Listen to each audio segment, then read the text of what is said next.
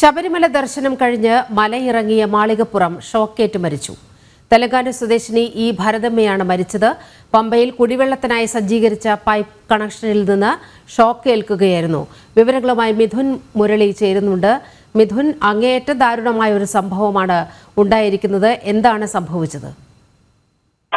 നീലിമ, ഇന്ന് രാത്രി 7 മണിയോടെയായിരുന്നു സംഭവം. ശബരിമല ദർശനം കഴിഞ്ഞ് മലയിറങ്ങുകയായിരുന്നു തെലങ്കാന മഹബൂബ് നഗർ ഗോപാൽപേട്ട മണ്ഡൽ സ്വദേശിനി ഭരതമ്മ ഉൾപ്പെടെയുള്ള 40 അംഗ സംഘം. 60 വയസ്സുള്ള ഭരതമ്മയ്ക്ക് പമ്പയിലെത്തുന്നതിന് തൊട്ട് മുൻപുള്ള 2-ാം നമ്പർ ഷെഡിൽ കുടിവെള്ളം ക്രമീകരിച്ചിരിക്കുന്നതിനായി സജ്ജീകരിച്ചിരിക്കുന്ന പൈപ്പ് കണക്ഷനിൽ നിന്നും ഷോക്ക് ഏൽക്കുകയായിരുന്നു. കുടിവെള്ളത്തിന് വേണ്ടി ഇവർ പൈപ്പ് കണക്ഷന് സമീപത്തേക്ക് എത്തി.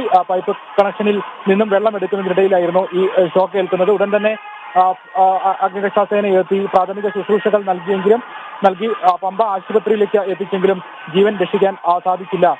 40 അംഗ സംഘം, തെലങ്കാനയിൽ നിന്നെത്തിയ 40 അംഗ സംഘത്തിൽ ഉൾപ്പെട്ട ആളായിരുന്നു ഈ മരണപ്പെട്ട ഭരതമ്മയും. മറ്റ് നടപടിക്രമങ്ങൾ, പോസ്റ്റ്മോർട്ടം അടക്കമുള്ള നടപടിക്രമങ്ങൾ പൂർത്തിയാക്കി മൃതദേഹം നാട്ടിലേക്ക് എത്തിക്കുന്നതിനുള്ള കാര്യങ്ങളിലേക്കാണ് നടക്കുന്നത്. ഈ പൈപ്പ് കണക്ഷനിൽ നിന്നും വൈദ്യുതിയാഘാതമേറ്റാണ് ഈ മരണം സംഭവിച്ചിരിക്കുന്നത്.